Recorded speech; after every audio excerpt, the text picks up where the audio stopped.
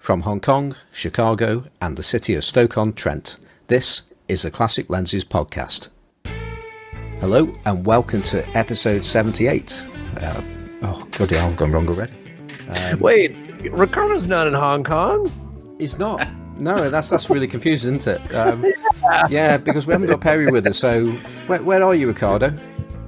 I'm actually in Florida. Florida. Ooh. Okay, let's. Whereabouts in the sunny Sunshine State? Around Fort Lauderdale and Boca Raton. So. Oh, say that, Simon. It sounds really swanky. Well, you can add it after Stoke-on-Trent. Yeah, Boca Raton. Okay, I can't remember. What was the second place? Fort Lauderdale and where? Boca Raton. BOCA. Yeah, make him say that because it's going to be more difficult. Boca Raton. Yes. You're in a place called Boca. Exactly. We like to call it Ufta Raton around these parts. Yeah, you could say Boca Raton. Well, you know what? I think we'll just keep this as it is. So yeah, let's just start talking. Yeah. How's everybody doing? Hey, good morning. It's kind of rainy here in Chicago. It's gray and it's about to rain. So no sun today. All the raspberries have been picked. So I have another couple of pints of raspberries ready to go. So today will be jam making day. So the pie has been eaten. The pie is gone. But I will be making raspberry jam today.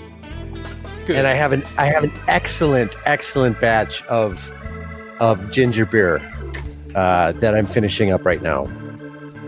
2019 was a good year for ginger beer, wasn't it? Yes, at least this past week of 2019 was.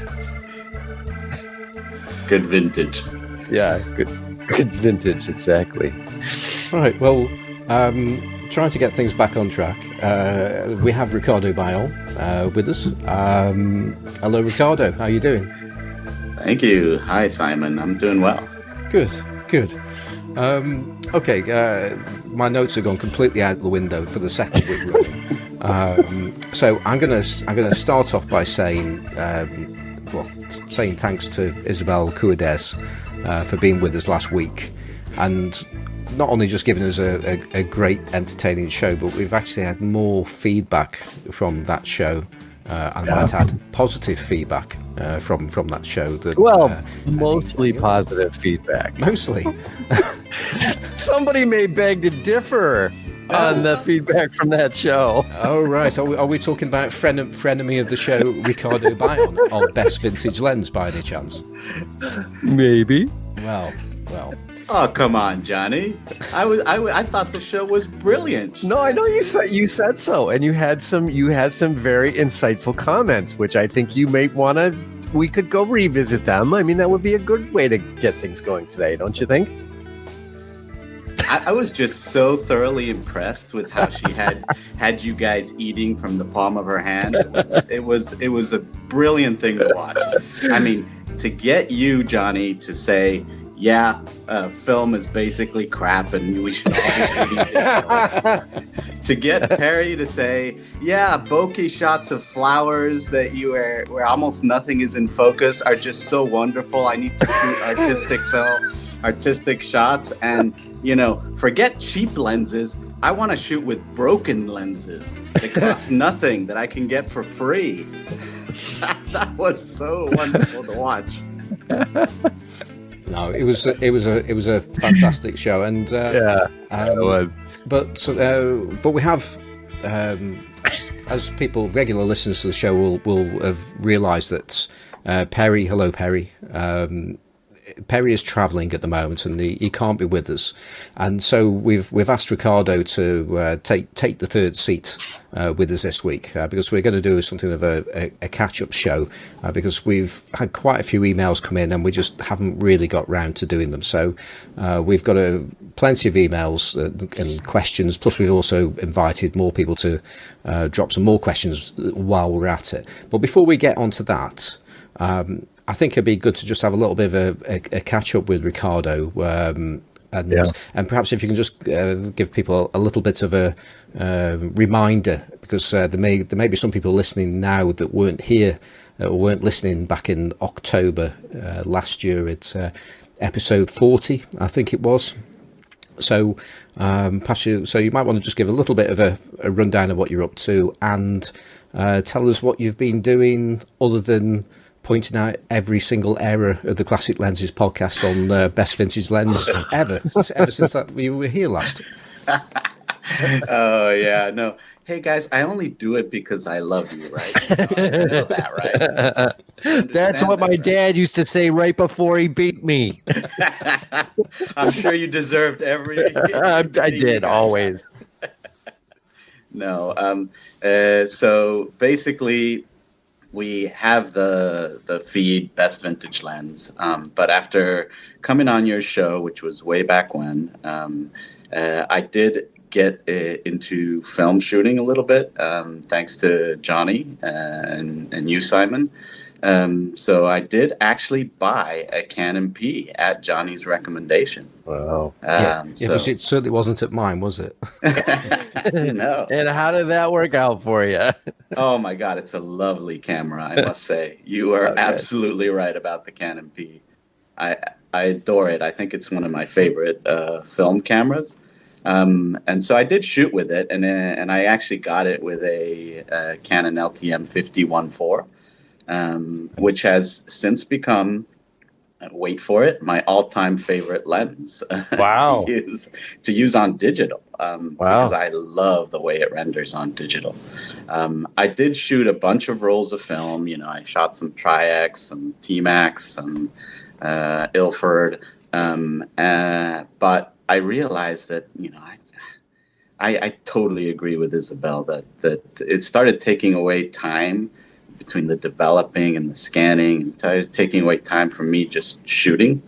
So I think I will reserve film shooting for very special occasions and still shoot mostly digital. So that's one thing I've been up to.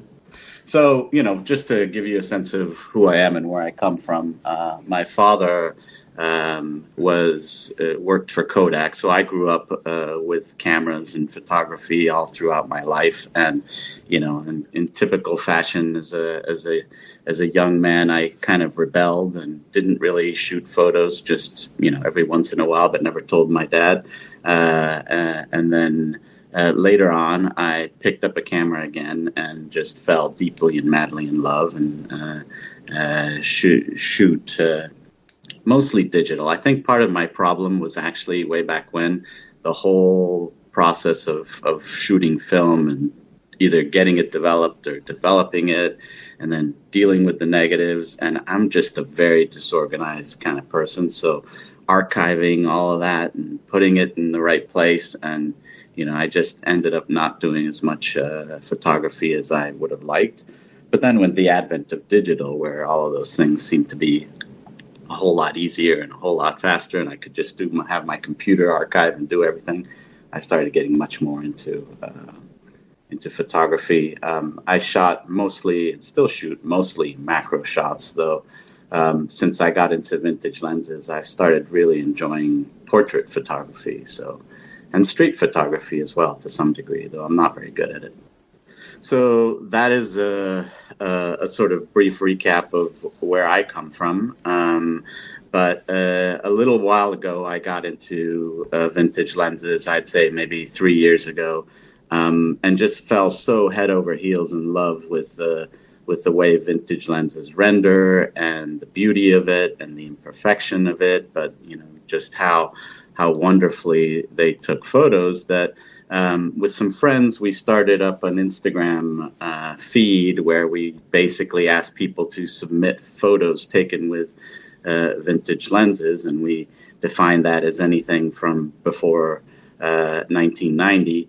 And we basically just pick and select the ones that we like best or that we think illustrate something that vintage lenses can do. And we feature 3 a day and have been doing so for a little more than 2 years.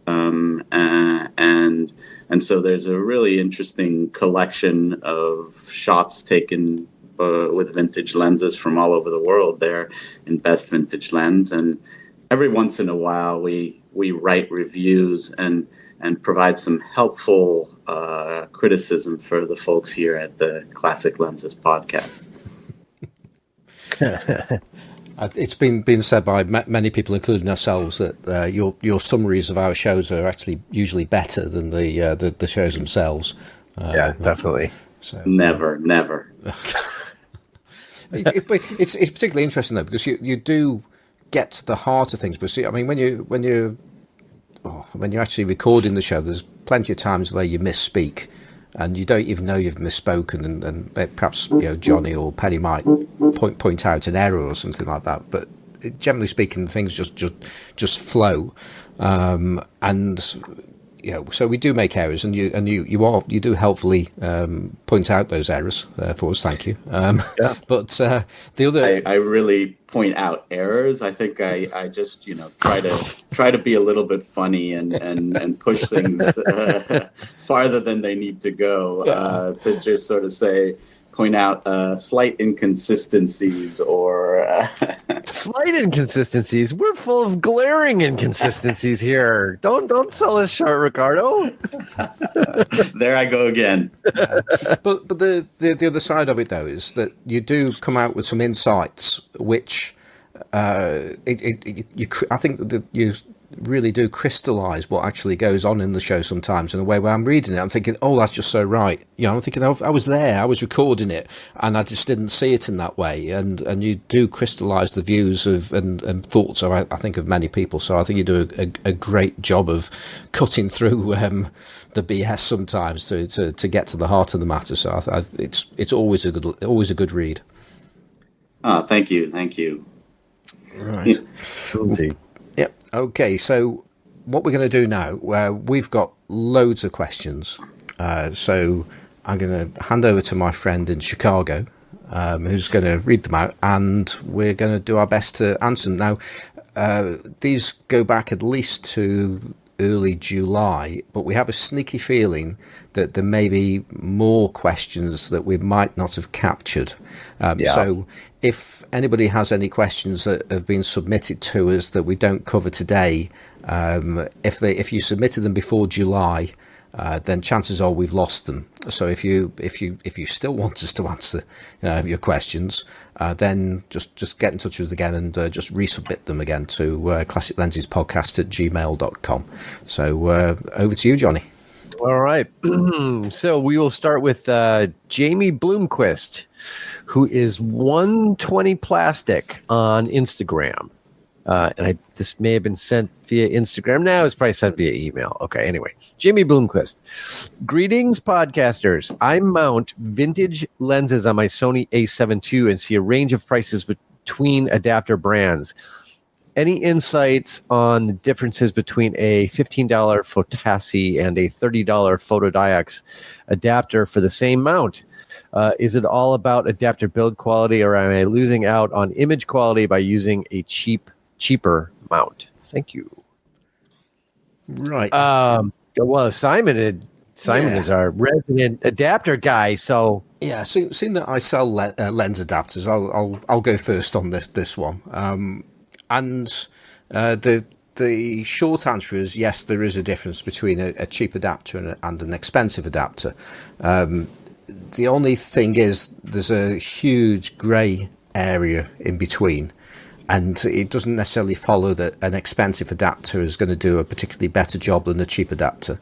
And until you've actually tried a specific adapter, it's very hard to tell. And also, just going by the brand of an adapter doesn't necessarily mean that if brand adapter A doesn't do a particularly good job on one type of mount, it doesn't mean that it won't do a good job on a different type of mount, and vice versa. But generally speaking, the more recognised and larger brands, you do get a better level of consistency between adapters.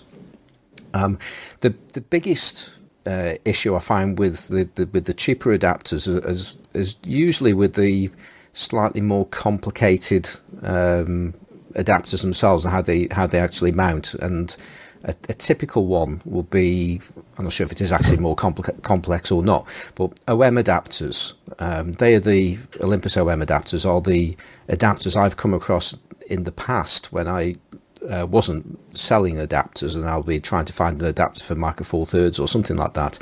And OM adapters have proven to be particularly problematic, as in many of those adapters don't seem to capture the aperture control arm, pin, whatever the correct terminology is, so that you can mount the lens, they click in, but the aperture might not open fully or close fully when you're actually turning the aperture ring. So these are the areas where, generally speaking, you spend more money, you're going to have something that's going to be machined to a higher level, and it's been thought through to a higher level. Because it's also got to be said that there are many adapters at the cheaper end of the scale which are copies of adapters, and that in itself is a problem. Because you talk any adapter, most adapters are reverse engineered in the first place. So it's somebody taking some measurements and then working out how to actually make an adapter from it. I mean, if there's somebody more technical than me that can explain this process better, then by all means write in. But in my layman's terms, somebody has got to work out where to do the cutting, the machining, and you're working out the thread pitches and things like that. And that's okay. There's nothing wrong with doing that. Obviously, it's going to be better if you actually got the original measurements in the first place. But if you don't have access to those, then you're going to reverse engineer it. Now, the problem you get is some people are making adapters from reversed engineered adapters. So somebody's making an approximation, a very good approximation of how an adapter should be made, and then somebody's making an approximation of that. And I think that's really when you get to the cheaper end, which is what we're talking about here. That's where things start to go wrong. So that's sort of part one of my answer. So I've got some other things to say here, but I'm going to hand it over to Johnny if you've got any comments you might want to make so far. Yeah, I mean, I've had, I think what you said, it doesn't really necessarily matter on brand, because I've had cheap adapters that work fine, and then I've had other cheap adapters that were complete garbage. I think the question specifically mentioned photodiodes. I mean, my understanding is what they do is that they import I guess you would call them the first quality, higher level quality adapters from Japan or from China. So they're the same exact adapters as the cheap ones, but they've maybe passed a slightly higher measure of quality control. And they get their name, silk screened onto the adapters and sent over from China, but they're fundamentally the same adapters. So the only difference would be their names on them, and they've maybe gone through a higher level of quality control. That said, I've had garbage adapters from photodiodes. So I think it's a little bit of a crapshoot. I think what Simon said, it really depends on the mount. I've found that adapters for Exacta can be dicey because it has a little lever that has a spring, and depending on how that's built, that can be good or bad. So it's a bit of a crapshoot. I guess that you can buy the cheap ones, and if they die, you buy a new one. but there's probably I don't know. I don't know that there's any hard and fast rule about avoid these and don't avoid these. Okay. How about you, Ricardo? Have you got anything to add to Johnny's comments or mine? Yeah, it'll come as a great surprise to everyone that I fully agree with Johnny on this one.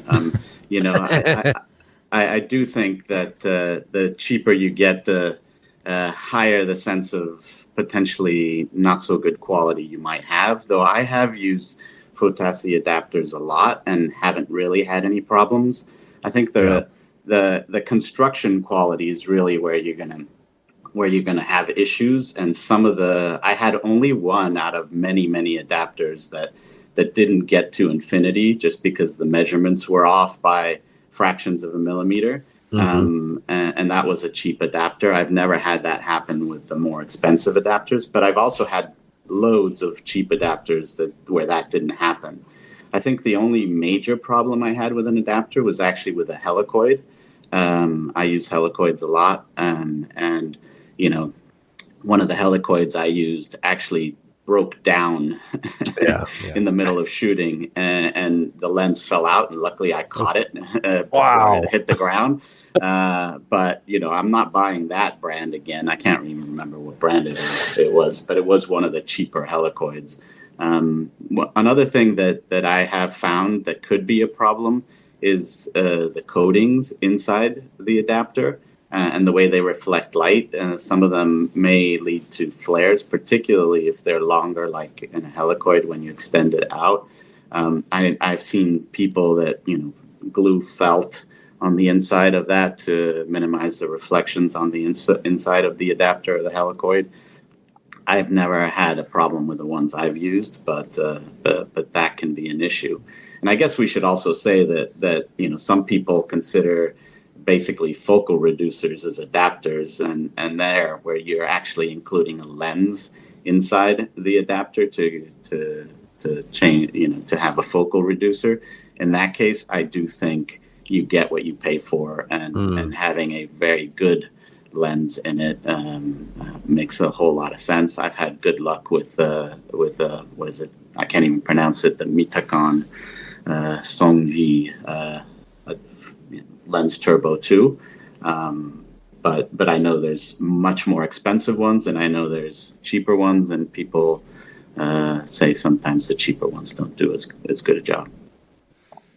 Yeah, it's I'm no expert on the focal length reducers, but when there are other adapters, things like if you want to put an M42 lens onto a Nikon or a Canon FD lens onto a Canon EOS camera, those adapters require at least one corrective element, and I think in some cases, with the FD adapters, they can actually maybe 2 or 3, maybe 4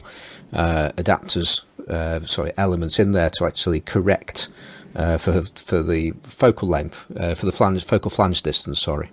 But there's a few things. One, I've never come across one of those that I would want to use myself, and I've used some that have at the higher end of the price scale and some at the lower end, and I didn't really see a great deal of difference. Of neither of them are good enough as far as I'm concerned. And you've got to think, you're going to put a high quality lens that's gone through potentially years of development, and you're going to put it through an adapter which costs about £30, $40 with elements in it, and it's an adapter as well. So you've got to think about what is the quality of the glass in those elements, and how well thought through are they, that they can still send the thing from China for $40. It doesn't give you a huge amount of confidence, and the results are pretty much what you'd expect. So I'm no fan of any adapter that uses corrective elements in them. You mentioned, Ricardo, about the reflections, and that's something that it's interesting. That's something that up until relatively recently, it's something I didn't really come across as being a problem. And you mentioned it with longer focal lengths. Well, I've come across it with particularly wide focal lengths. No, I meant longer adapters. Oh, right. I see. Okay. And that's simply an issue of it's an effect of on the inside of an adapter. They're always painted black. But the problem is that the black that is usually spray applied it's more of a satin effect. It's not really a full matte, and that's why you mentioned how some people are putting some kind of like velvet flock in there to cut down on reflections, and that's what it's all about. If you've got something that has the ability to shine, the black paint can actually reflect, then it will bounce that light around, and it will potentially give you bad reflections or reduce contrast and things like that. And you'll find that the vast majority of adapters out there use a very similar kind of coating, because it's a mass-produced product and it's sprayed, and it does a job. Now, I think you've got to look at the cost of making these adapters. I mean, I think I may have mentioned on a previous episode that I had some custom-made adapters made for some large format lenses done for me, because there was no way what I wanted to do was ever going to be off the shelf. And they cost quite a fair bit of money to get these things machined and made for me. And I showed them a good quality adapter and asked them, how much would you make one of these things for? And we're talking about an adapter that sells for £20 to £20, $30, that kind of thing. And he was really impressed. The machinist was very impressed with what he saw, and he said, I'd probably do something like that for about £80. £80, $100, something like that. And that would be super high quality. It'd be finished beautifully and so on. But the point is, these adapters, if you're paying $30 or whatever it is for an adapter, it's cheap. You've got to make no mistake about it. That is a cheap adapter for what you're actually getting for the money. And if you want to cut down on those reflections, you can do it because there are adapters out there that have a hand applied coating on them. I know K&F Concept do those adapters, because I've sold quite a few of them, although not that many. And FICAS and do them as well. But you're paying 30%, maybe 40% more to buy that adapter over a normal adapter.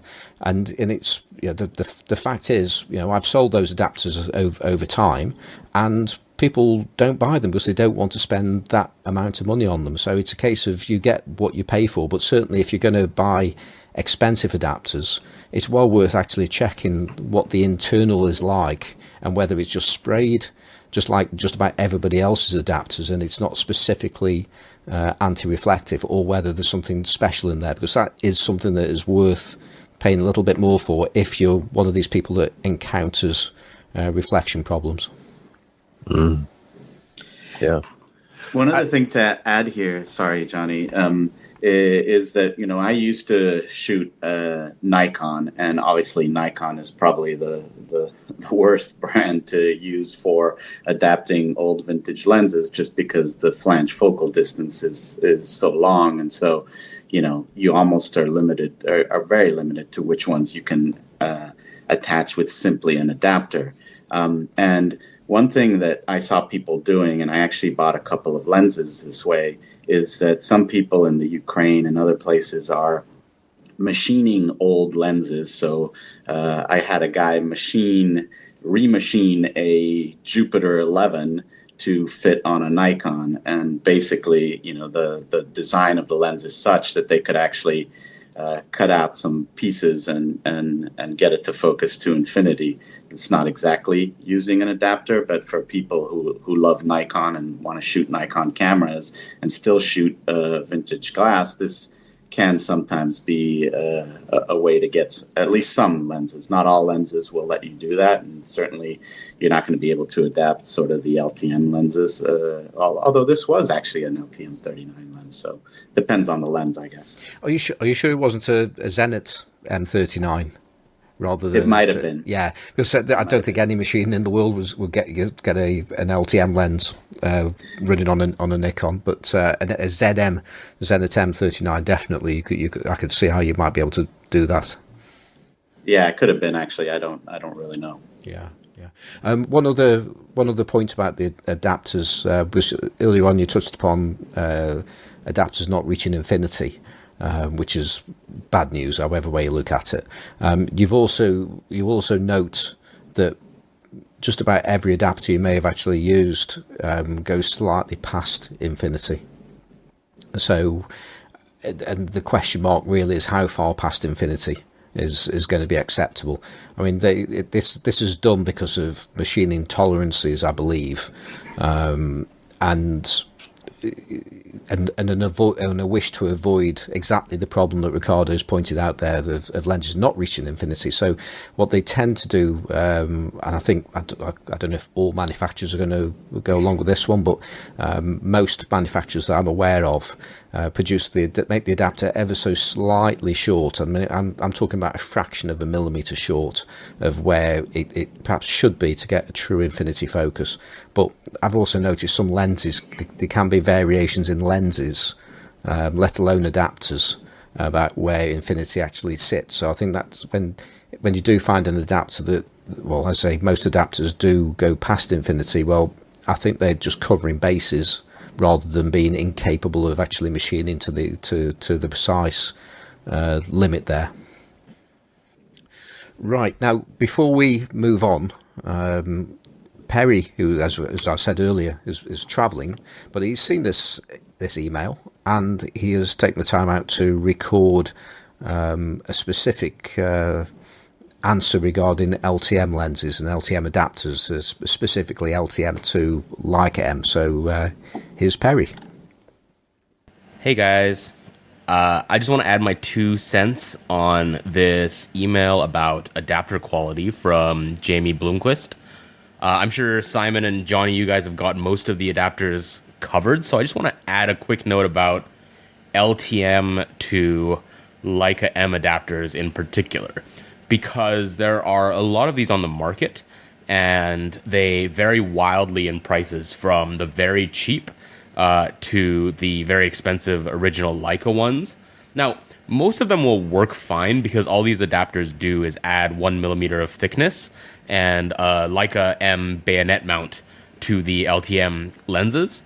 But one thing that you do have to pay attention to is the cutting of the threads in the screw, because some adapters, in particular the cheaper ones, have inconsistencies in the placement of those threads. So what this basically means is if you screw an LTM lens onto an LTM body, it'll, finish screwing a particular way.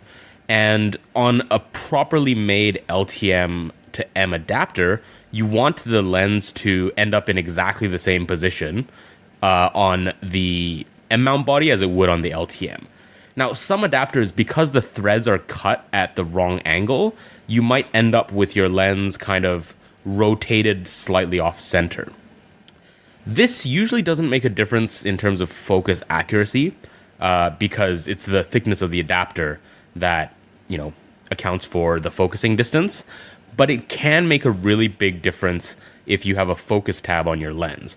Because if your lens is rotated off center, then a focus tab that might start at 4 o'clock might end up starting close to 6 o'clock instead, and that can really hinder the quality of the handling of the lens. So ideally, if you're buying an LTM lens, an LTM to M adapter, you want to make sure that you can try it before you mount it to your camera to make sure that the positioning of the focus tab is correct. And in addition to that, this can have an even bigger effect on lenses where the rangefinder focusing cam, there's like a cutout on some lenses where the helicoid moves back and forth, and that cutout has to be lined up exactly with the rangefinder arm on your camera, or else it won't couple correctly.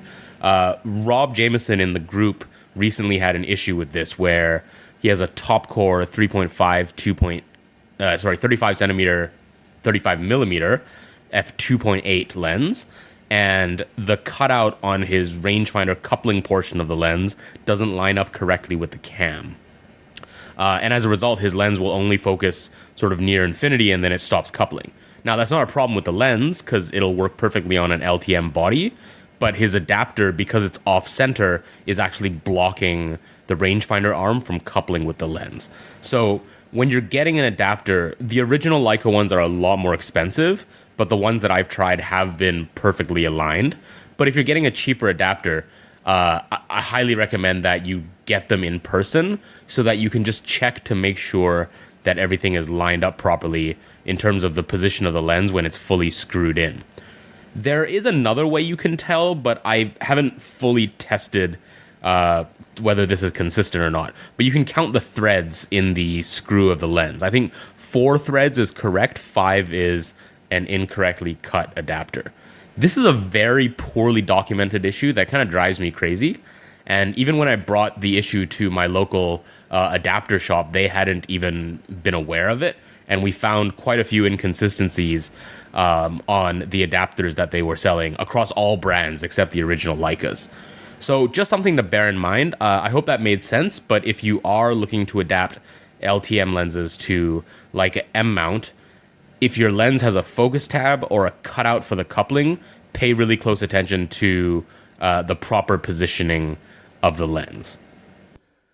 Right. I've just got one more thing to add to what Perry has said there, because obviously these are adapters that I've sold, and so I've actually checked the ones that I've got left. I haven't actually got any FICAS ones, but I've got K&F ones, and they well, the one I've just checked doesn't quite sit exactly in the place where Perry would like it to do. So there's a bit of public information there. But on the other side of it is, if you're adapting to mirrorless, then it's absolutely fine. I've got one of these adapters with a Summicron lens on my M2, and frankly, it was, we were talking about a couple of millimeters out, and I didn't actually even know it was actually not aligned perfectly. So I think it's a case of just how far out some of these adapters might be, but certainly the K&F adapter that I've used was not an issue. Okay, so Hey, Simon, can I just say how impressed I am that Perry took time to read an email and send a comment, even on vacation in Canada? Man, that man is prepared. Yeah.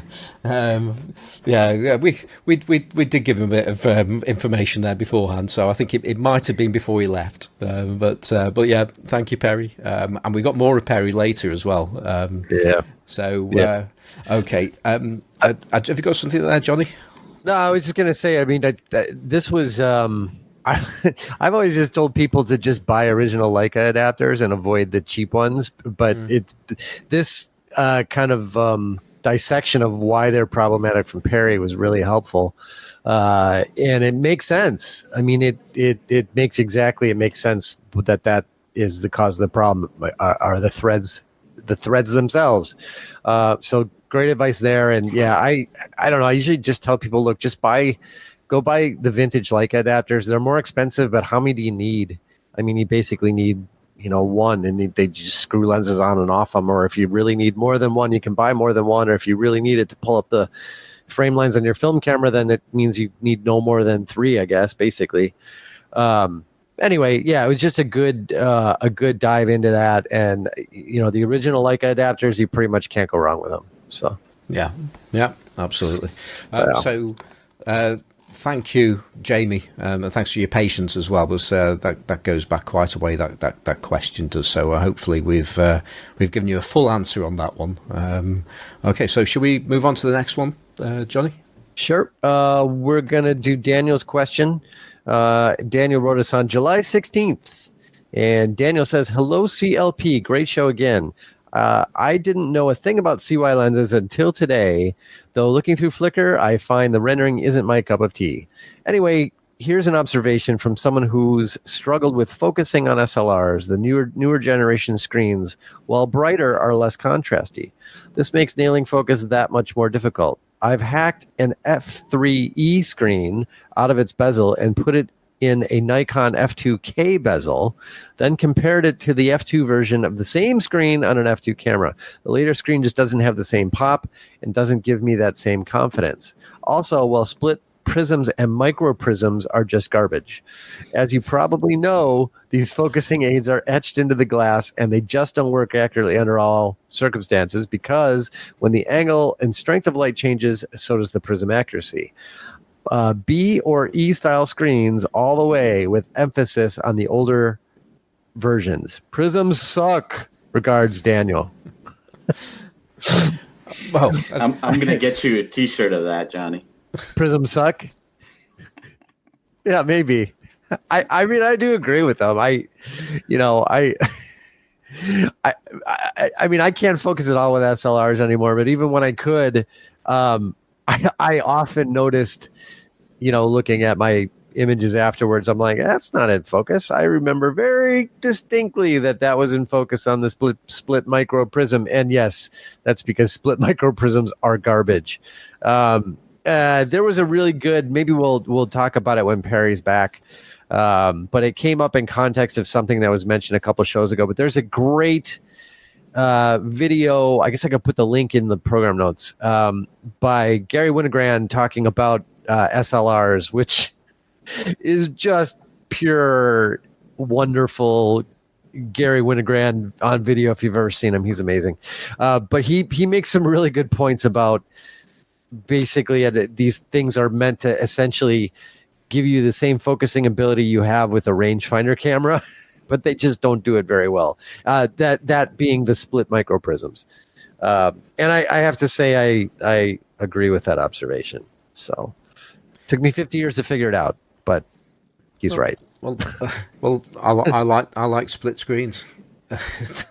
And also, although technically speaking, this is an opinion, but Daniel, you're wrong not to like the rendering of CY lenses.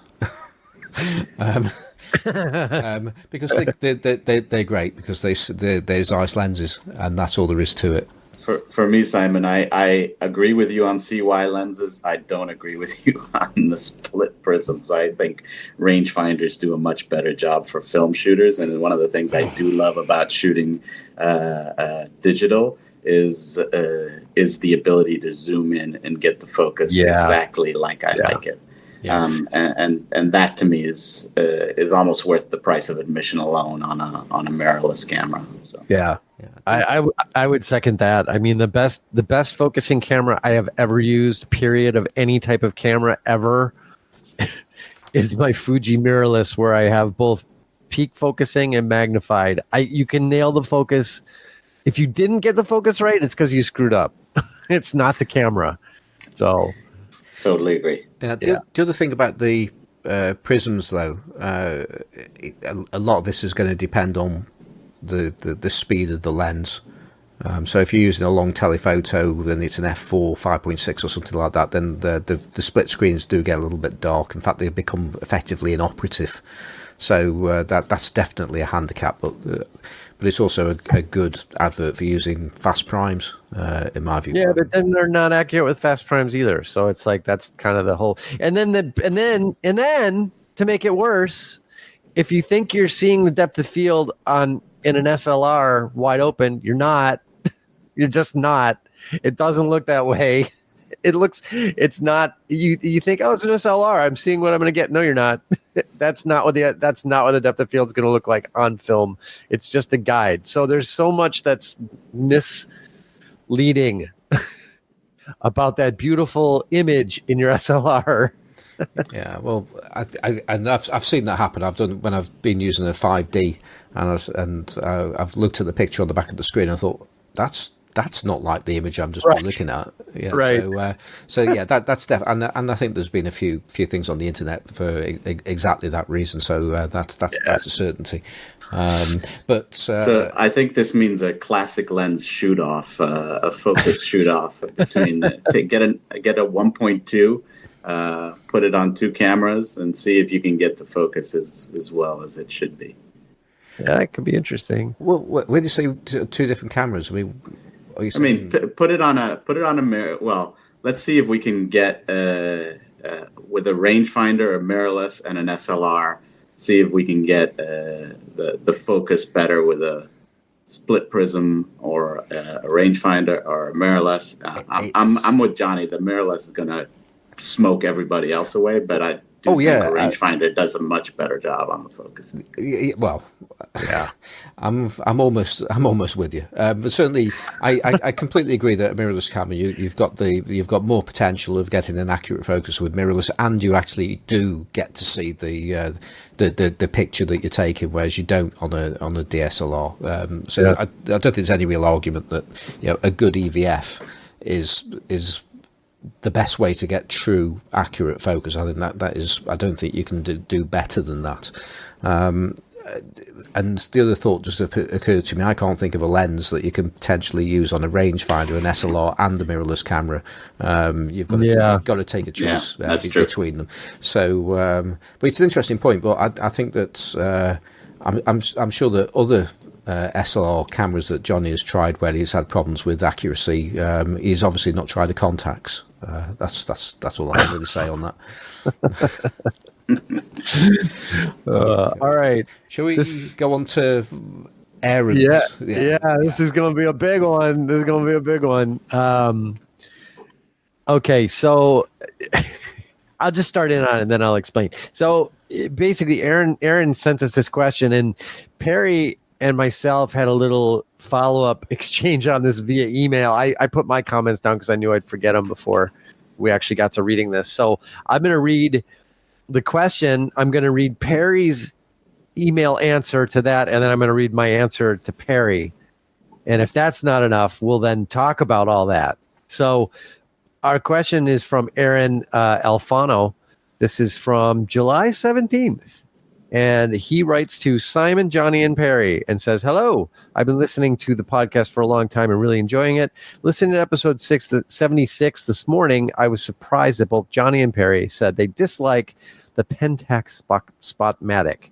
A few weeks ago, I picked up a Spotmatic with a 50mm f1.4 Super Tecumar, for which, for such a low price, I almost feel guilty about it.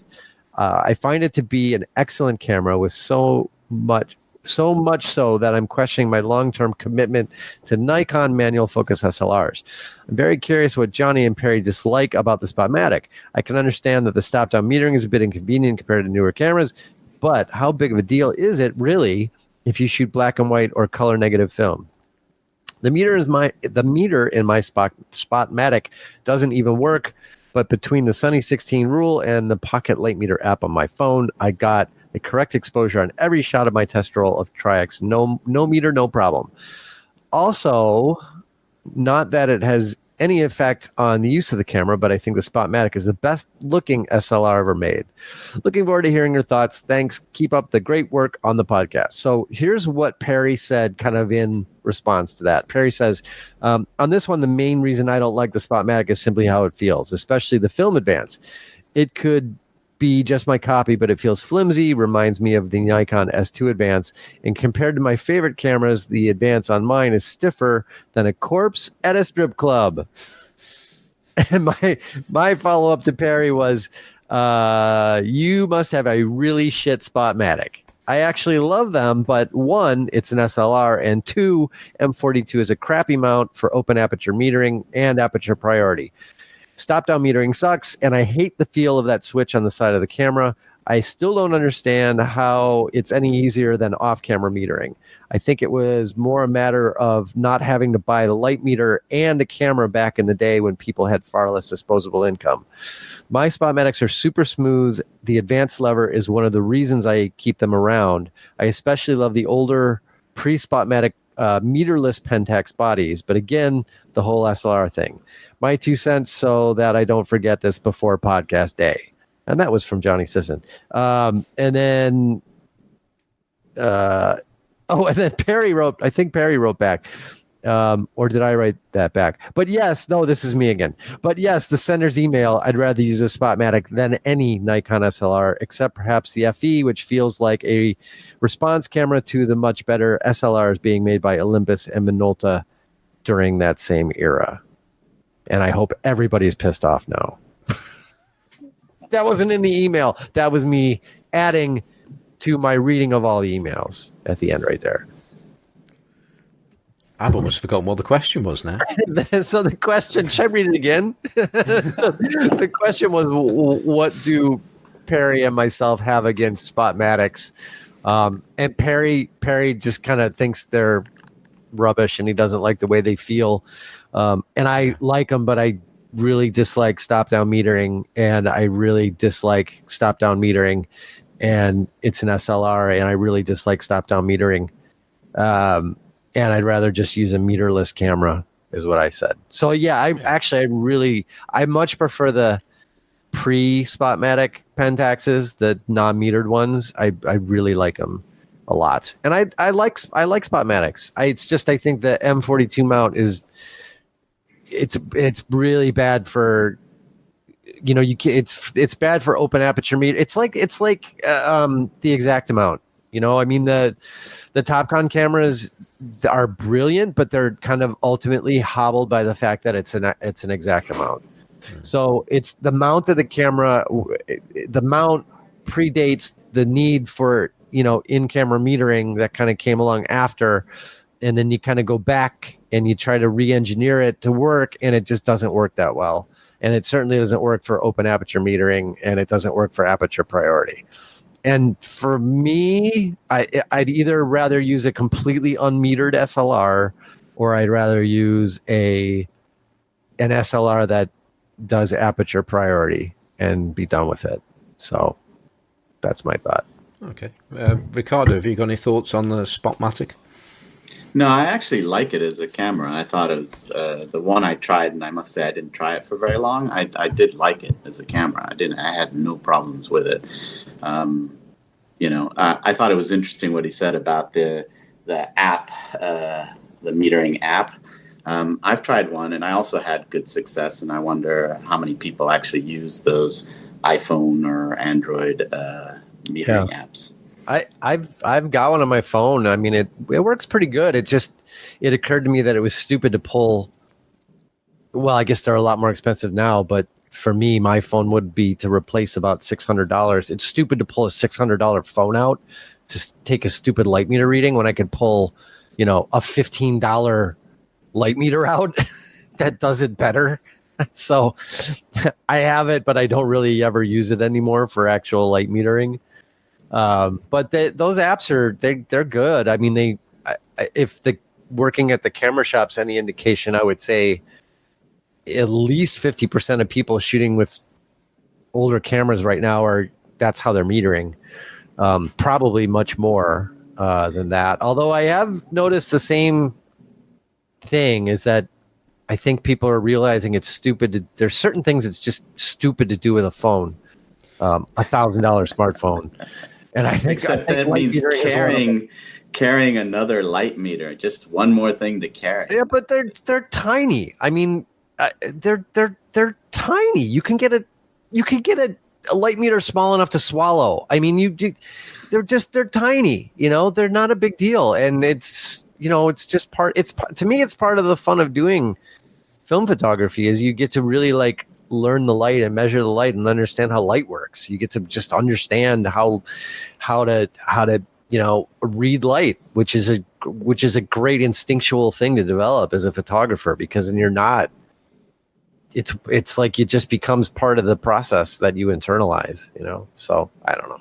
I agree with you on that, but I'm still not going to carry a light meter because I always have my phone with me, and I'm totally going to forget to bring the light meter along. But that's Well, I'm in the third place on this one. I think we're giving 3 different answers every time now, aren't we? Yeah, which is good. That's good. Yeah, and that's I like to use a light meter. That's the first thing. Secondly, the light. I've tried a couple of different light meter apps on my particular phone, and they were just way off. I mean, they were just less than useless. So the app is going to be dependent upon the phone that you use. So or the user. Well, no.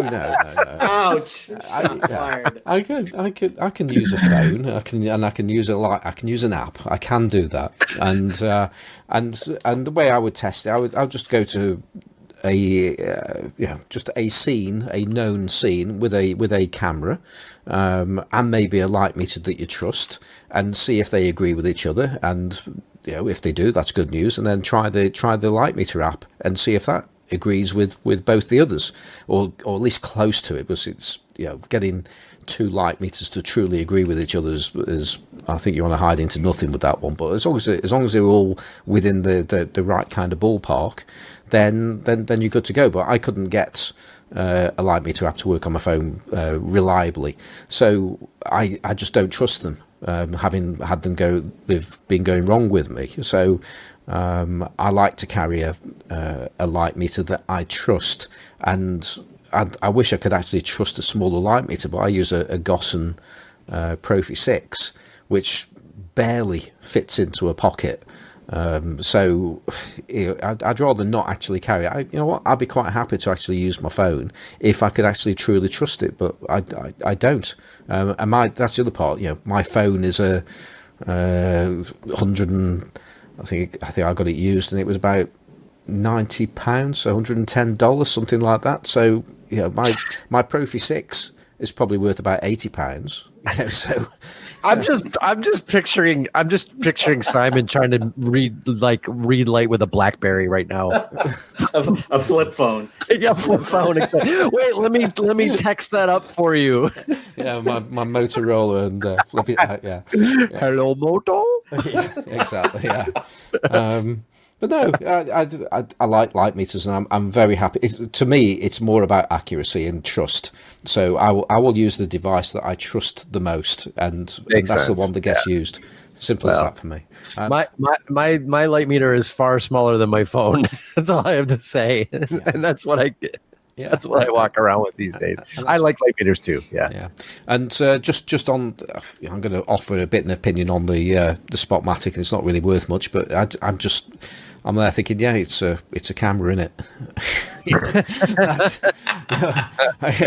I really can't get excited with the Spotmatic. It's iconic to look at.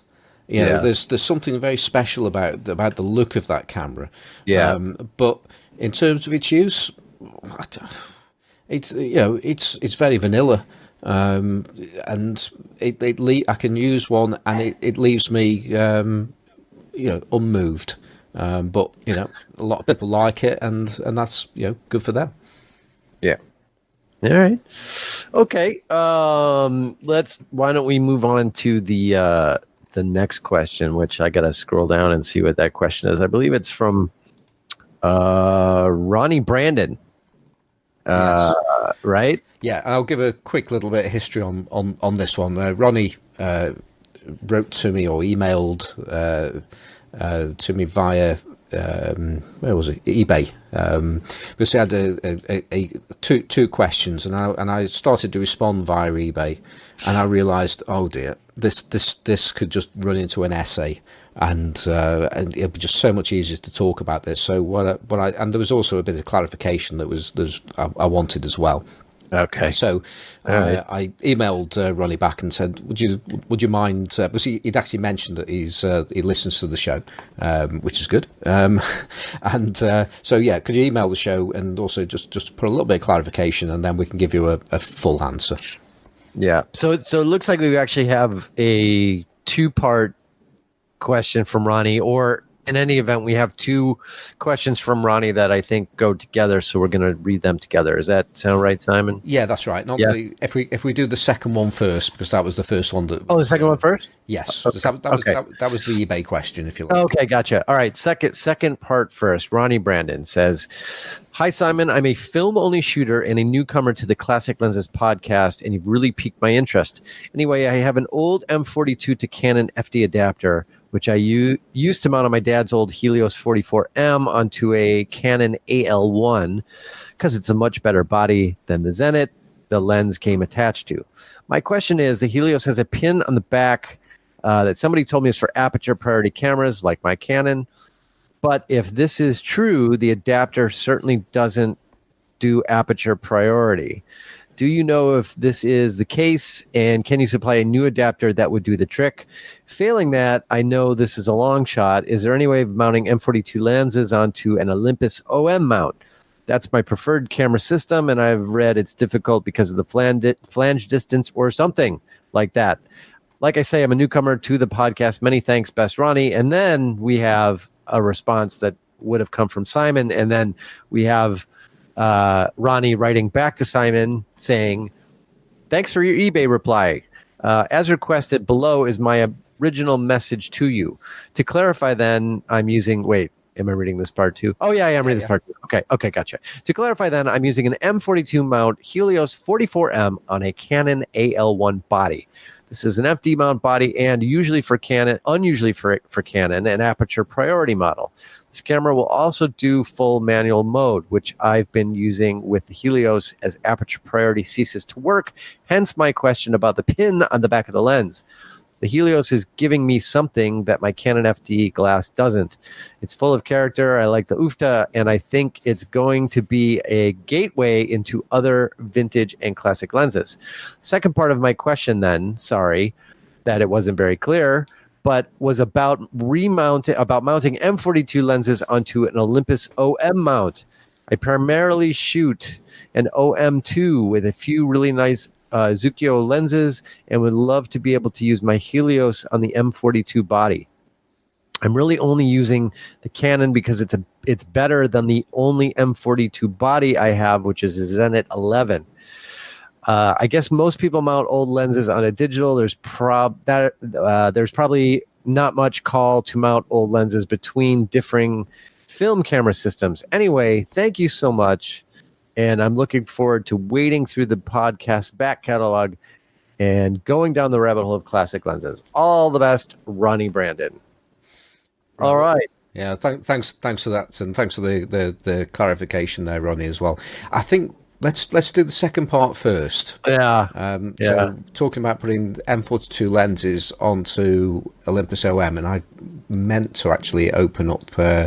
I'm actually going to type it into the computer now. Where flange focal distances, because this is all about how far away the lens is from the mount to get an infinity focus, isn't it?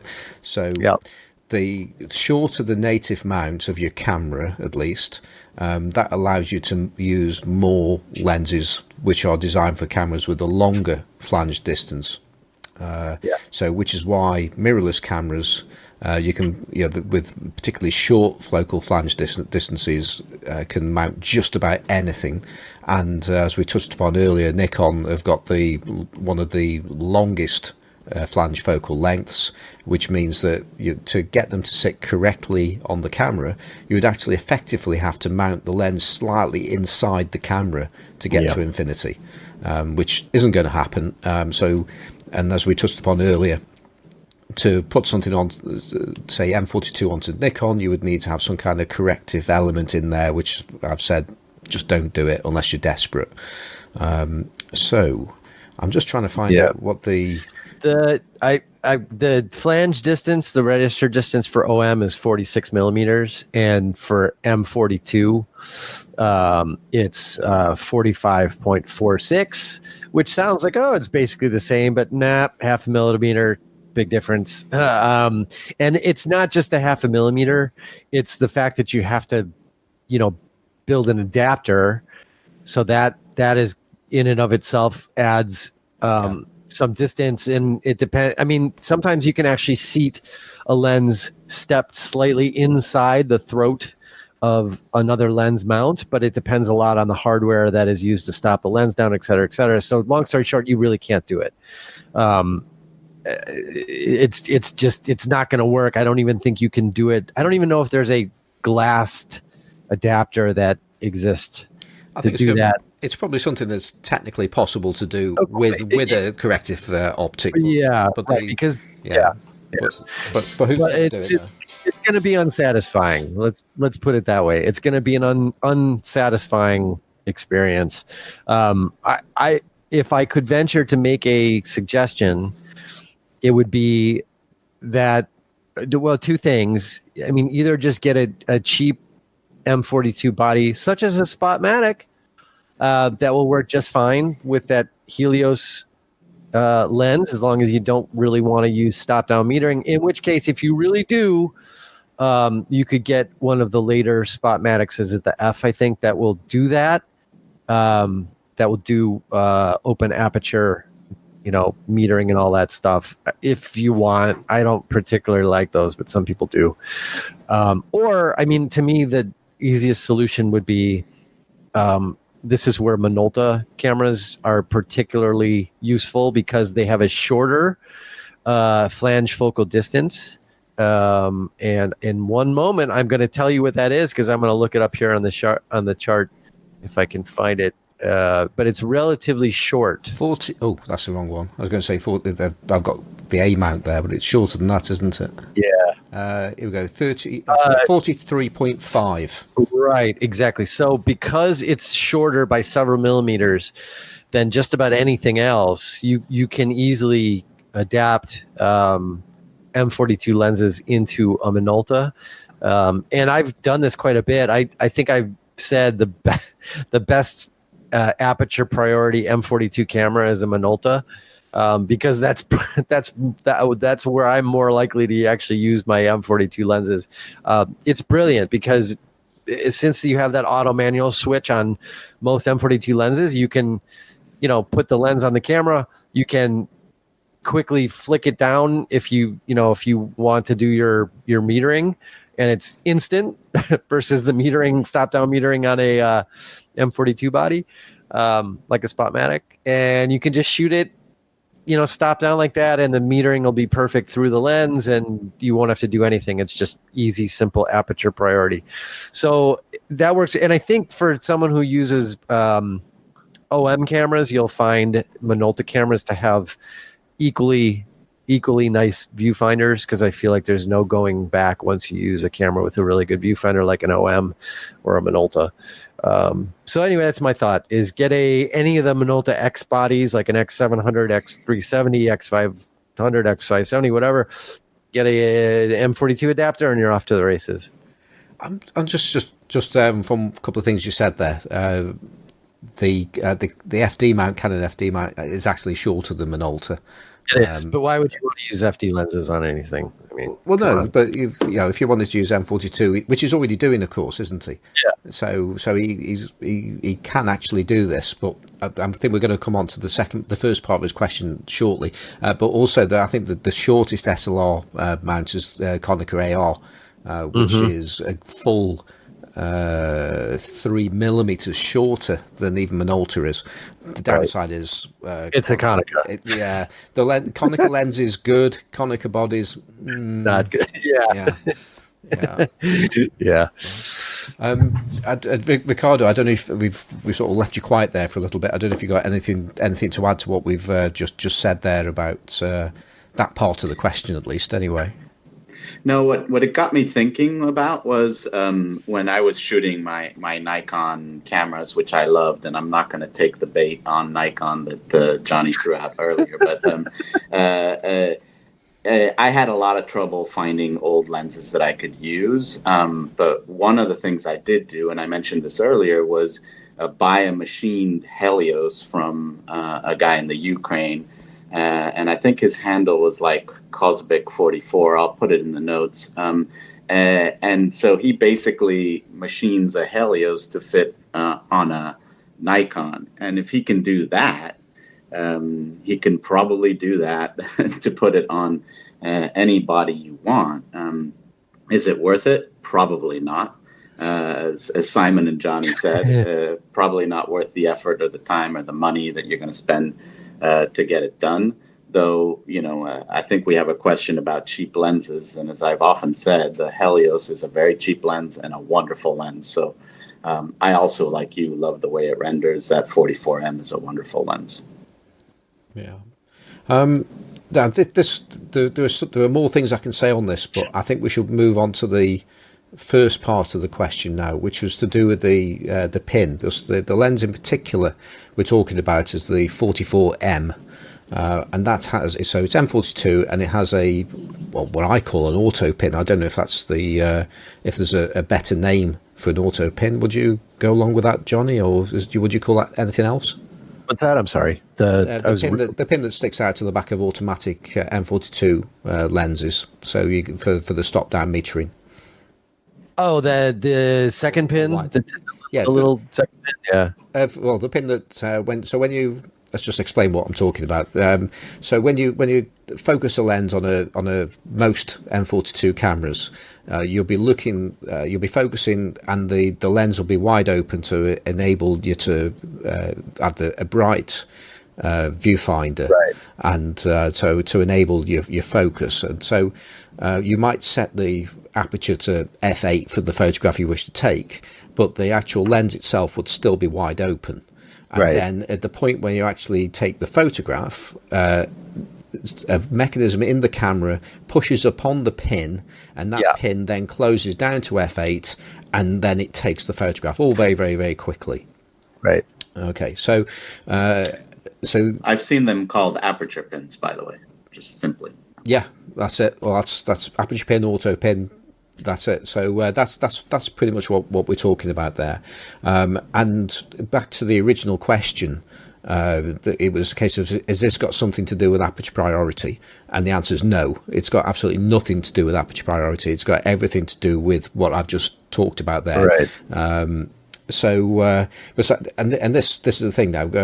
Ronnie wants to use aperture priority, ideally on his Canon, and with that particular lens, you can actually forget that it's got the pin. Because on that particular lens, if I'm memory serving me correctly, it also has a little switch on the lens itself. We'll say manual or auto or M or A, something of those lines. Yes. And what you would wish to do if you want to use aperture priority is just switch it into the manual setting, because then when you turn your aperture dial, it will open or close the iris. And your camera, if it's capable of aperture priority, should actually just meter what it's seeing. The downside, of course, is that if you want to take something that's stopped down, you'll turn it to f8 and you get a very dimmed viewfinder, because the aperture's closed down. But you will actually, or you should actually, get an accurate reading for the meter. But this is where preset lenses really come into their own. Because M42 lenses existed before these auto apertures, and they had presets. And the idea was that you would set your lens to the aperture that you ultimately want to take the photograph at, and you have another dial that you open or close up, usually open up, so you get the lens is wide open, so you get to actually focus the lens properly. And just before you take your photograph, you will close the other dial down, and then which will close the aperture down, and then you will take your photograph. It's not you're not going to get auto aperture with that. Actually, you will do. Actually, thinking about it, aperture priority, you will effectively do that at the point when the lens is closed down. Yeah, and take it right, and that's kind of what I was suggesting about the. He used the AM switch that's essentially turns into a preset switch. If you use the lens this way, the way we're talking about, that's what that AM switch is essentially doing, is you're just flicking that switch when you take the photo, and the lens, you're stopping the lens down. You have it preset to the aperture you want, and you're stopping the lens down, and you're effectively using it the same way as a preset lens, which, I mean, it works out good. You can focus wide open. And then when you're going to take the picture, you just flip the switch, the aperture closes down, the metering will be correct when the camera takes the photo. So, yeah, it'll work. It'll work really well. I think there are actually some systems you can adapt an M42 and still, I'm guessing now, and still retain the automatic function. And I'm just thinking about Rollei QBM mount. Well, and that's the Spotmatic F, and there are Takumar lenses that have a second smaller pin, and what that second smaller pin does is it allows the M42 lens to operate as a true open aperture priority shooting on those particular M42 bodies. But it's really only essentially one model of the Pentax that did that, and then there are a few other cameras that do, namely some of the not the Cosinas, but anyway, I'm blanking on the camera style, the Chinons, the Memetrons. Those are basically considered the kind of best aperture priority M42 camera bodies that were made. They have other problems, so to me they're not as attractive, but anyway. Well, what I was saying there is you can take. I think the QBM, the Rollei ones, you can actually take, which is not an M42 camera. Yeah. There is an adapter that you can. Because I've got one, and I'm sure that it actually still retains use of the auto pin, the aperture pin. And it's a tiny adapter. It goes in there, and it's made by Rollei, and I'm pretty sure you can do it. And I think moving M42 to just about any other system, you're going to lose that open aperture system, right? So to speak. Yeah. And I've seen people remove the pin altogether or tape it down to not have to deal with it. And some of the adapters do press it as well, right? And some don't. Yeah, good point. And that's really that's when we're talking about adapting to mirrorless, rather than to a different film camera. But you're absolutely right, because if you something like the later designs, not necessarily manufactured HELIOS lenses. So I think, I'm not sure if the 44 M4 onwards, certainly the 5, 6, and 7, those you can't actually switch. There's no manual auto switch. You just have the pin, and if you put that onto if you use that with an adapter on a mirrorless camera, and the adapter itself doesn't have like a little ledge just set inside the thread of the adapter, which would normally capture the pin, then you'll end up turning the aperture ring and nothing is going to change. You will always be wide open. But those types of adapters, that's not to say that that's a bad adapter. It's really, those adapters are really better for preset lenses, which you don't have the auto pin. But but no, they're not. Okay. I don't like those adapters ever. Don't ever buy an M42 adapter with a ledge in it, ever. No, I'm talking about the ones without the ledge now.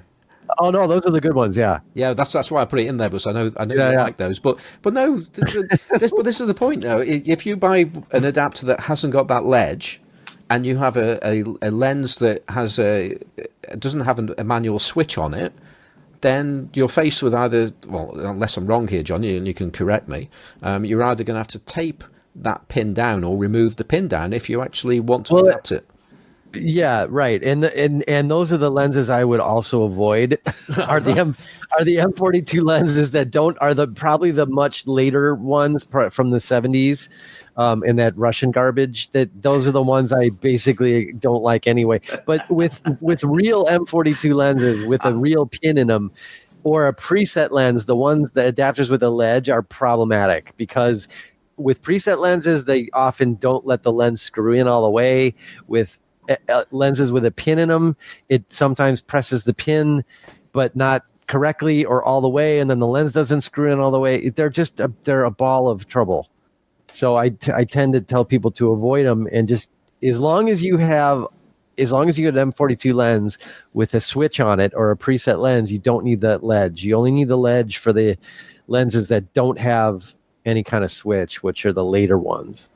So, which some people like. And get yourself one of those lovely ledge adapters then, and you'll be happy. Forget everything Johnny just said.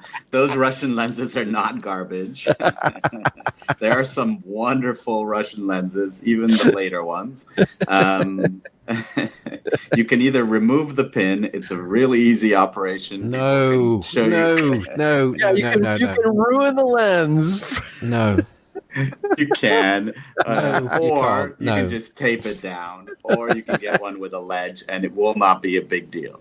That's my sense. There is just Johnny did make a good point earlier, believe it or not, and that's I'll have to see it to believe it. Sorry. Yeah, well, some lenses and some M42 adapters with the ledge do have problems with some M42 cameras, lenses, and the one that always comes to my mind is the Super Takamar 51.4, because I've had many adapters where you can't actually take the lens to infinity, because it would actually the optical block would foul that ledge.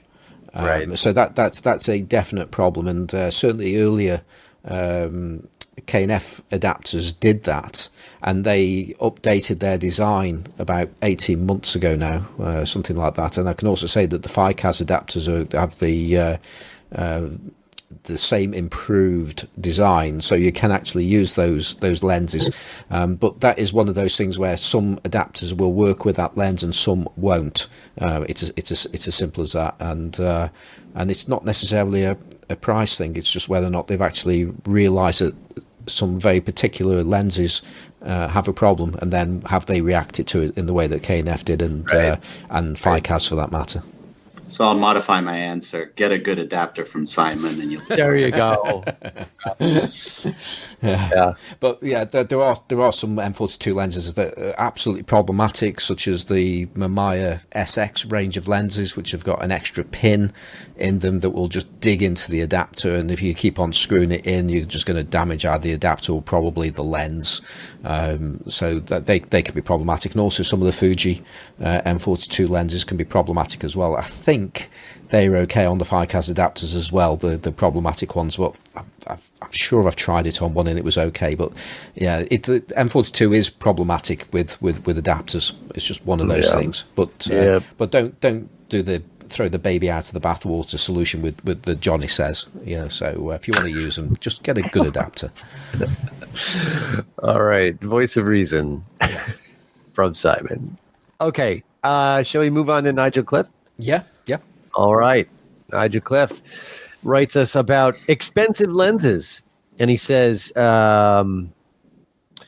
we've all had a laugh over the past few weeks at Perry's definition of budget lenses. But for ultimate quality on adapted lenses, do we have a go-to the upper ranges of the main manufacturers, Canon, Nikon, Olympus, Minolta, Pentax, plus Perry's really expensive stuff? Or can we, with care, get top quality results from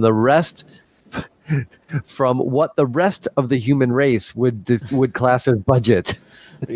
Are there any real budget under 50-pound lenses that can give results indistinguishable from the expensive glass in the classic lenses world?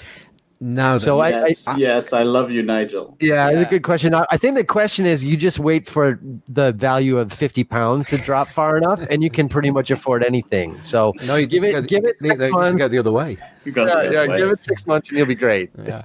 No, I'm just going to say, I think this is a really, really good question, and I'm just wary about the fact that, technically speaking, we've only got 10 minutes left to do this podcast and finish it. And I think I'd like to park that question. Yeah, Perry needs to be here for that. Yeah, and I think that we'll put something up in our Facebook group as well regarding that question. So that's the Classic Lenses podcast Facebook group, and people can make some suggestions in there, and I think we'll talk about that potentially next week because oh no Ricardo was like,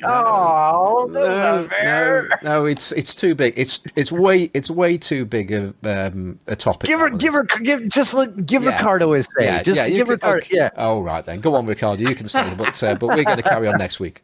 Yeah. I think the short answer is yes. There are a lot of lenses that most humans would consider budget that are awesome. I know I don't have much time. I would say that the Nikon 105 2.5, which has been talked about lots of times on this show, I like the sonar version. Give you no. Got to stop you there. It's not under £50 or $70 or so. I bought mine for $60. Yeah, but that was lucky, and when was that as well? So it was about 6 months ago. Oh well, there you go. That was a bargain. Bargains don't count. I think it's got to be lenses that you can go out and more or less do to that kind. Fine. All right. Would you give me a Helios 44 13 Easily. blade? Okay. Yeah, you can have all of them, Ricardo. I love that Helios 44 13 blade, not just for the bokeh, but I love the way it shoots. Will you give me a Minolta 45-2 or a Minolta 52? Yeah. Now you're talking. Both of those I love. And the longer focal lengths, I love the Jupiter 11 135, particularly the older versions, not the fat boy Jupiter 11, but the thin rangefinder Jupiter 11s. I think the rendering on those, again, using Zeiss glass, I think some of the earlier ones, wonderful rendering. I mean, I know Simon wants to cut it off, so I'll stop there, but there are many lenses you can get. And I just worry about how Perry is ensuring his carry-on luggage trip to Canada. Because I think you could buy a small island with that piece of hand luggage. Well, I've got to take you back a little bit, because I've said yes to the Helios 44, and I'm just thinking to myself, I don't think that actually really counts. It's a great lens, and and it does great things. But I think when we're talking about old lenses or cheap lenses versus expensive lenses, I think the Helios 44 is a lens that produces great results, but it's if you're going to look at this as just being sharp and contrasty and good across the frame and things like that, which I think is what Nigel's getting at here when he's talking about expensive lenses versus inexpensive lenses, I don't think we can really put the Helios in there in that category. But I do completely, well, I almost agree with you on the Jupiter 11. And it's not so much I disagree with the Jupiter 11, it's just what you said about the fat Jupiter 11, which is when you're talking about the M42 versions. And Jupiter 11 is a big, it's a big favourite of mine, and I've had many of them. I've had them for the Kiev mount, I've had them for Leica 39 and M42. And every time one comes my way, I always compare it against my reference lens. And the best Jupiter 11 I've owned, and I've not come across one better than it for the last 2 years, is on M42. So I don't think you can really put the mount with those lenses to say that a particular mount is better than another, because there's just so much in the way of quality control. There's sample variation is the word I was trying to find out there. So it's a case of you just go with what works for you, and if it's an LTM lens is the best one, then great. But I really have to sort of say it's down to the lens rather than the mount on that particular one. But I think that's a great shout with the Jupiter 11. Yeah. Okay. And now I'm going to ask you, Ricardo, how much longer have we got of you? Because technically we've got 5 minutes left. So we got one more question. No, let's go for it. You want to go for it? I'll stay as long as you need. All right, we're gonna power through then. Yeah. Actually, we've got 2 questions, because we've got one on Instagram as well. Oh, that's right. Yeah. Okay. Well, this is a short one. So, and this question comes from Graham Homemade. And that would be Graham of the was it the Homemade Camera Podcast? That's correct. That's correct. Okay, so Graham sent us in I think it's more of a rhetorical question, but Graham Young has sent the following: what is the purpose of a lens? Question mark. It is provide a sharp, colorful image, or is its purpose to accurately render a scene? Question mark. I find myself enjoying images that slide down the fidelity curve more than the ones at the sharp end. How much is it the lens, and how much is it what you point the lens at? Question mark. Ooh, deep. Graham sliding us deep down the infidelity curve. Oh. So what do you reckon, Ricardo? Look, I'm with him on the fact that I find exceedingly sharp images sometimes a little bit boring and a little bit flat. And in part, it's why I love vintage lenses and this has been talked about many times on the show. It's the fact that some of the imperfections are what makes it perfect. Even Isabel mentioned it last week. I fully and 100% agree with that. It just gives that warmth. It just gives that vibrancy. So I'm with him there on the second part of the question in terms of, is it the lens or is it what you pointed to? I mean, obviously the real answer is it's a bit of both, in the sense that, you can take a good photo with a crappy lens, and if you do good composition and all the rest of it, and you can take a crappy photo with a good lens if you don't do all that. And I think in many ways it's a better the composition or what you pointed at and the story you're trying to tell and the feelings you evoke, to me is slightly more than the sharpness or the quality of the lens, but the quality of the lens and even as you were talking about in one of the previous episodes, the camera does push you in a way to compose a certain way, to think about the scene a certain way, or not. So that has an impact on what you're doing. But I do think story what you're trying to tell, the emotion you're trying to pull out is a more important part of the photo, and a lens can contribute to that. But you're never going to get away without having that sort of story and the ability to edit out parts of the scene and to choose what you're not going to show, which is, I think, what makes makes a photo good or not. So in many ways, it's that negative space that you pay attention to and what you choose to not have in the photo that I think in many ways makes a photo. So I would say, composition and what you pointed at is most of it, but the lens can have an impact.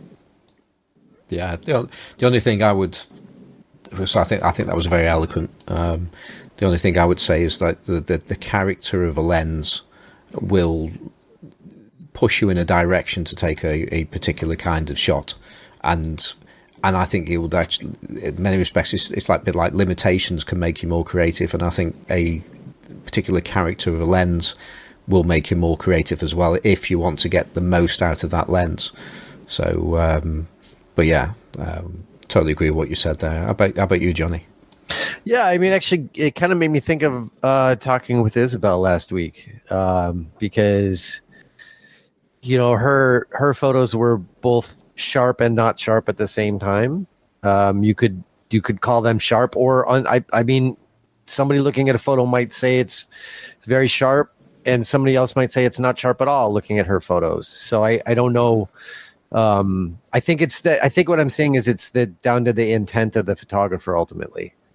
So the lens is just a tool, and almost any lens is sharp enough at some point to be considered sharp. So I think it comes down to how the person using the lens wants to make an image, or what they have in mind for what they want to make. Sharp in all the right places, I think, is the... Yeah, or all the wrong places. I don't know. Yeah, exactly. Right? Well, that's another part. I mean, there are lots of people, and I know one in particular, that would look at many of the photographs that we particularly enjoy, and I say we, I'm really talking about myself and Ricardo now, with Uftar, which Ricardo's not told us off for using that word yet, by the way. And I haven't had a chance, man. I came specifically to a place in the country called Boca to make the point. But this person that has criticised many of my photographs purely because a case of there's not enough in focus, and then you take a look at his photographs, the ones that he particularly likes, and everything is in focus, and that's how he likes his photos. And I can't. I'm not going to tell. I think I've told him he's wrong, but at the end of the day, it doesn't matter. If he likes everything in focus, if he wants to, look at a photograph that's taken in a busy place and play Where's Wally with it, then that's fine. Yeah. But I just, and I think we just like photographs that pick out a specific point of interest, and there's a really nice transition between what's in focus and what isn't in focus, and I think that's something that I think most listeners like in a photograph. So there are lots of different ways of using them, and how you do what you like, really. Yeah, I'm more in the everything in focus camp, but it depends on the photo, and it depends on the intent of the person making it. I don't know. All right. Do we want to go on to our final? Yeah, just one thing. Yeah. I think you can use focus to draw attention to certain things and draw attention away from certain things, and I think how you do that makes a world of difference in a photo. And sometimes it's okay to have everything in focus because you want attention on everything.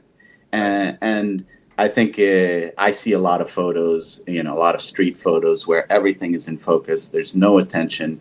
They just don't convey meaning or feeling. I see street photos where everything's in focus that do convey meaning and emotion when I look at it. I think portrait photographers and others use out of focus areas to draw attention to a person, to the eyes, to whatever it is they want to do. And so that's why sometimes I think portrait photographers do not like super sharp lenses, partly because if it gets so sharp that you can see every pore on a person's face, it doesn't make the person look, as dreamy or as good as, if you took it with like a Jupiter 9 or even one of our favorites, the Nikon 105. And so it really depends on the photo. When you shoot macro flowers or other things, it's great to have that dreamy bokeh. I refuse to say ufta, and I came to bokeh to make sure Johnny said what did you just say? At least He just said it. I did. I refuse to use that word. That will be the last time I will use it. Joining us from Ufta Ratan, it is. Bokeh is perfectly fine. What's wrong with that word? So what if Apple uses it? Are we never going to eat an apple because they have the name? What do you want to call it? Like red fruit? I'm going to eat a red fruit? No, anyway. So enough said. Sorry, son. No. Okay. Well, let's do the final question, which came via Instagram. Because I dropped a post out last night, and so Johnny, do you want to do that? The final question? Yeah. This is from. Well, I guess I will spell out the name. It's from Ian Turpin, who is on Instagram as IAN_CTEE. Ian CT on Instagram. Ian Turpin, real name. And he says, the Arsenal, period. Getting a lot of ads for this, hence this question, ellipses. At what point does technology interfere with the picture making process? Is optical perfection important in a lens, or is it something else? ? Do you prefer Aunt Bessie's Yorkshire pudding or making your own ? Food for thought. Ellipses. The Arsenal. I'm still wondering what the Arsenal meant at the start. Is that like is that a football reference? It's a small A, and I must admit I've introduced this in a way that you would read it out in the particular way, just in the hope that you had understood it. Did he mean the arsenal of lenses? Yeah, that's what I thought he meant. Yeah. Well, I would say I would say at what point does technology interfere with the picture making process? Probably if it has the name Nikon on it, and if it's a digital camera. I still not taking the bait. I'm trying so hard though. I would say, at what point does it interfere? Always in so many ways, right? In the subtle ways we've been talking about whether a rangefinder pushes you away from thinking of depth of field and bokeh and what it looks like, whereas a mirrorless, shows it to you and can help you make it part of an image. Whether you're making film, the technology of the film, introducing grain or other things, it impacts what you're taking and how you're taking. I think it's just a question of using the right technology for the right type of picture. And I also think there's an interesting thing that Isabel said last week that I agree with, and that pushed her to basically sell all her film camera gear. And that is that at some point we get overwhelmed by choice. And when you have an arsenal of lenses that is so big, and you go and you say, I'm going to take pictures today, and you go and you look at your arsenal of lenses, and you get, analysis paralysis or decision paralysis, and you go, I don't know, maybe I'll take this one, maybe I'll take that one. And then at the end of the day, you go, goddamn, I forget about it. And I'm just, I'm going to go do something else. And if that happens, then I think it becomes a real problem, because you're not doing the shooting you want. And at that point, you should do like Isabel and be like Isabel and sell your arsenal and find one that you like using. I think it's interesting. I was reading a story about how they've done studies in grocery stores about how people choose and how people buy. And when they offer them samples, many different samples of, ice cream flavors or what have you, people come in, they sample all of these things, and then they kind of can't decide what to buy, so they end up not buying. Whereas if you give them only a sample of one flavor, they buy at a much greater rate than by giving them more samples. And I find myself sometimes falling prey to this fact that, I open my drawer of lenses and I can't decide, and it hinders my photography in some ways that if I didn't have that arsenal, maybe I'd do differently. And I've talked to a bunch of photographers who, horror of horrors, use a fixed lens camera and do professional photography with a fixed lens camera because, again, those limitations help their art, and the fact that they're limited to one focal length, one camera. They always have it with them. They know that camera backwards and forwards. The camera and the lens practically disappear. They don't even have to have the camera up to their eye to see the way that camera would see because they're always using the same focal length. And, that's one approach of doing things. I still love my lenses, and I still keep many, many lenses because I like the choice. But I think if I buy, another 20 or 30 lenses, I will reach that analysis paralysis situation. But I do think technology always impacts what you do.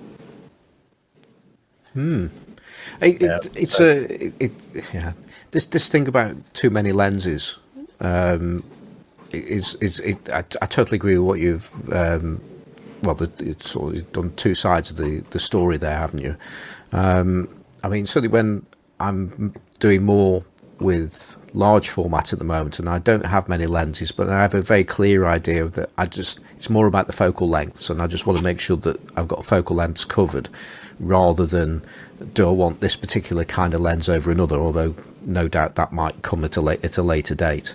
But with the lenses that I adapt to digital, I have actually started to reduce the collection that you have, if you like, when I'm realizing that I've got a lens that I have two lenses which will pretty much do more or less the same thing as each other, whereas there are some lenses that I own which are so full of character in one way or another that I know there'll be a time when a specific circumstance will lend itself to use that particular kind of lens.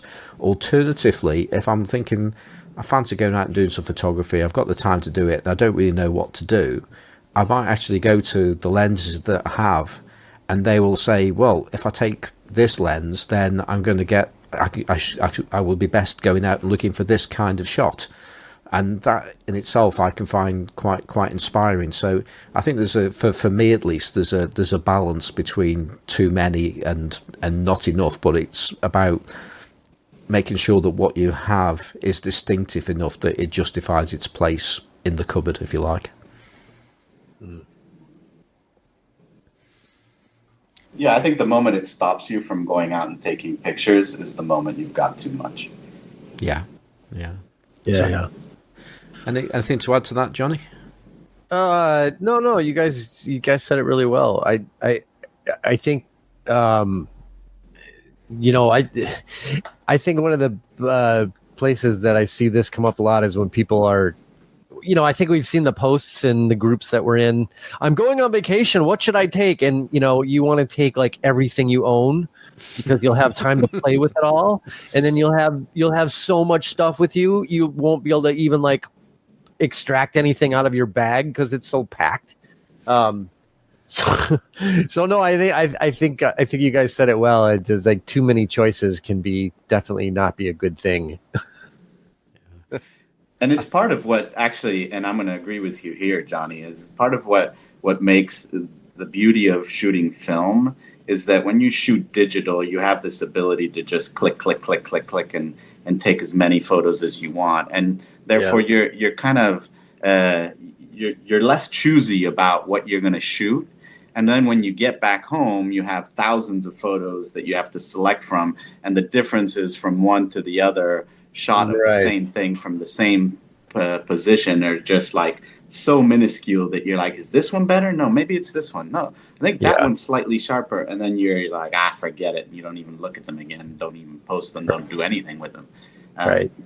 That can also be a problem as well. So technology is affecting you in subtle ways that you didn't even realize all the time.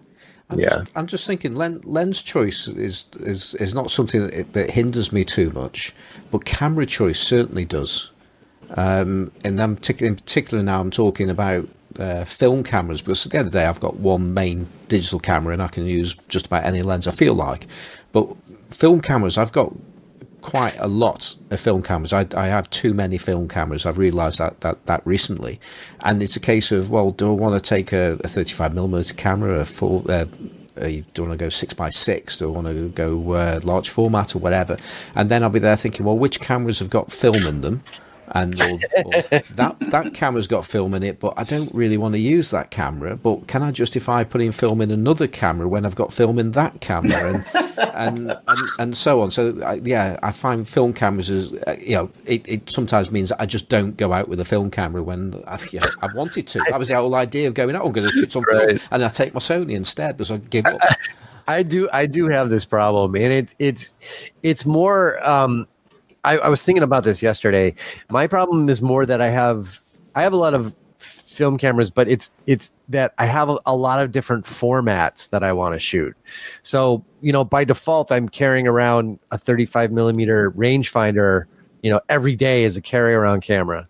But then I've got, 6x6 Rolleiflexes, and I've got 4x4 TLRs, and I've got pano cameras, and I've got, large format cameras, and it's like, all right, well, what?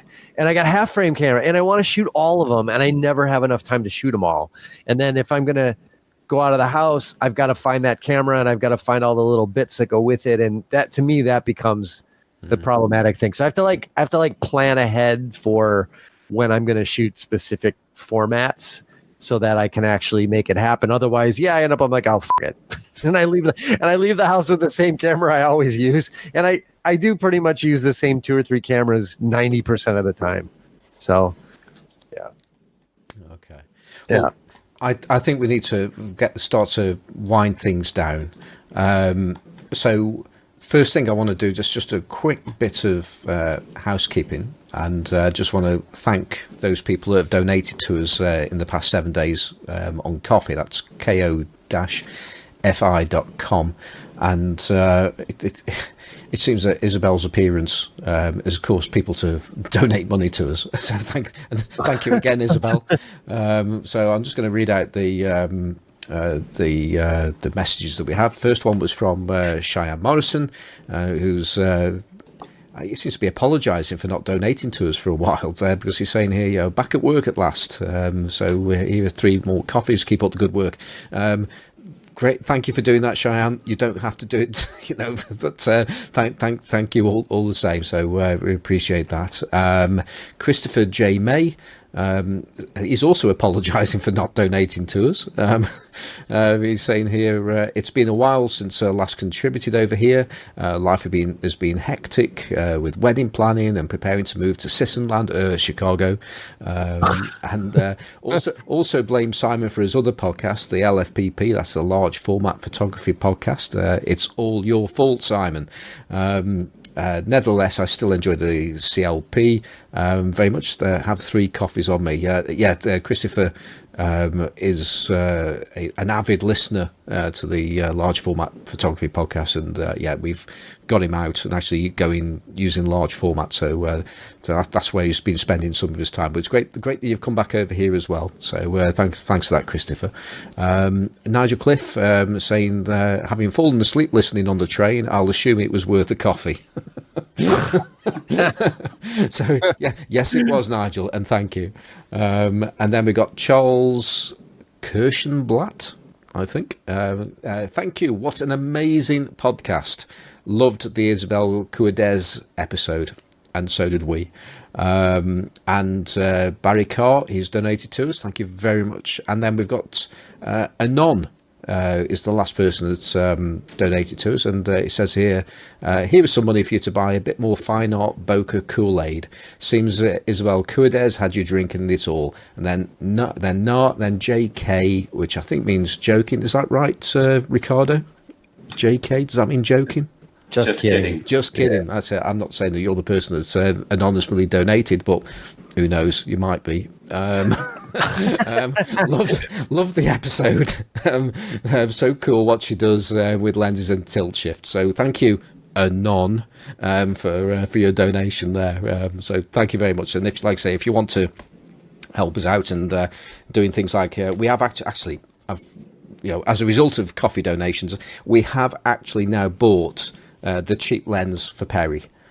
So we actually have we? I didn't know that. Yeah, we have it. It's been delivered, and it's dirty. And I'm not sending it back because I got it at a good price, so I'm just going to fix it instead. But it looks beautiful. Actually, it looks unmarked, but it's just got some weird dust in it. So I'm gonna get that taken to John Machin to fix for us and make that sweet, and then eventually we'll get that sent over to Hong Kong and for Perry to love, and then we're going to find some way of giving it away to our listeners. So thanks for that. And that's pretty much it. Have we got any shout outs? Do you want to do, Johnny? I do, and then I realized that my shout out little card note that I wrote on my business card and put in my pocket at work, and then I took that card out of my pocket and put it by the computer to read my shout out. I pulled the wrong card out of the wrong shirt pocket, so that'll have to be till next week when I can go through all my shirt pockets. Okay. But I do have a shout out that's not happening. Yeah, dogs eating your homework. Okay. Yeah, exactly. Yeah. Yes. Okay. So Ricardo, have you got any shout outs? Well, always to my co-moderators on Best Vintage Lens, Melissa at Petit Carnard, Ave at Ninja, Jason at Jason Sandagan TV. So check them out. You'll have their links on our Best Vintage Lens feed. And also to my good friend Ian Chatham at Sack of Soul, who was one of the people that got me into vintage lenses. So shout out to him. Excellent. Well, Ricardo, thanks for dropping in with us and doing the show. It's been good fun, and we've really appreciated your insight as well. So thank you again. Yeah, always a pleasure, guys. Great having you back on, Ricardo. You're the best. And so, Johnny, how can people keep up with you? You can follow me at System Photography at Instagram, and you can check in with me, chat with me at Central Camera Company in Chicago, where you will find me at the used camera counter or somewhere thereabouts in the shop, wandering around doing something. That's cool. And what if people want to get in touch with the show? Well, you can send us an email. You can email us at classiclensespodcast@gmail.com. And of course, you can follow the podcast at classiclensespodcast.com. Okay. And if anybody wants to go onto Instagram, say, and post any interesting photographs taken with old lenses, any suggestions how they should do that? Yeah, we have this Instagram partner. I believe it's best something. Best Vintage Lens on Instagram. And wait a second, don't we have? Ricardo, why don't you tell us all, just real quick, tell us about how to catch up with with you and the crew at Best Vintage Lens on Instagram.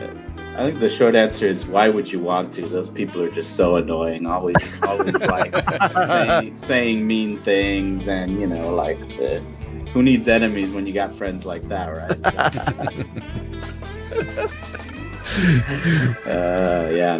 It's at Best Vintage Lens. Send us your photos. We appreciate it, and love what the Classic Lenses podcast does. It's really an inspiration to all of us. So thanks again to you guys.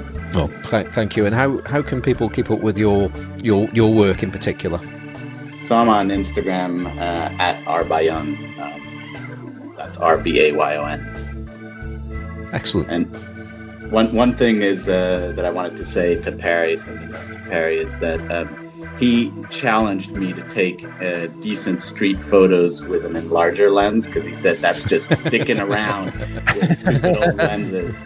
So I've done it. I'll post a couple of street shots with an enlarger lens, and I have to say, I was right and he was wrong. But then again, no surprise there. Right? No surprise at all. They're far too cheap and larger lenses. That's the problem with them, isn't it? Exactly. Exactly. Yeah. Okay. Right. Well, and from me, I have a website which is simonforsterphotographic.co.uk, where I've got lots of FICAS adapters on there. Although they're dwindling now because there is going to be a new range of adapters coming out soon that is less offensive to certain people in certain parts of the world. I hope it's got a better name anyway. And you can also hear me, as we mentioned earlier, on the large format photography podcast with Andrew Bartram. That comes out every 2 weeks or so. We've talked about the email address. We're on.